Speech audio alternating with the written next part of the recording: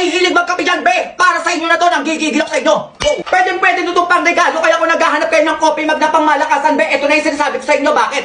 Silicone na yung body niyan. Hard plastic pa yung takip. Ceramic yung loob, naiintindihan mo? O, ganyan yung loob niya, be. Non-stick na to, kaya kahit tumagal yung kape nyo dito, hindi mamamaho yan. O, ganyan siya. Hindi nyo na kailangan ng coaster dito, be. Bakit? May silicone na yung ilalim. Tapos, leak-proof pa to. Ipapakita ko sa inyo yan. O, diba? Kunwari, ito tubig nyo, kape nyo, pa ganyan-ganyan. O, ikaganto natin siya. Ha? O, nakikita nyo? May umakago sa tubig? Wala. Bakit, ha? Bakit? Leak-proof, paulit-ulit tayo nang gigigil ako sa inyo. So, hindi lang to pwede sa kape, ha? Pwede rin to sa malamig na tubig. Ha? 12 hours na init. So, mamimaintain niya ng 12 hours yung init ng kape nyo. Dito naman, sa malamig. 24 hours nang gigigil ako sa inyo. So, 24 hours na malamig yung tubig nyo. Naiintindihan nyo?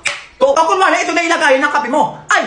Umalis kayo dyan, ang gigigil ako sa inyo. Maganda yung lagayan ng kape ko. Go! O, ayan yung iba't ibang kulay niyan. Mamili na lang kayo. Problema nyo na yan kung anong kulay yung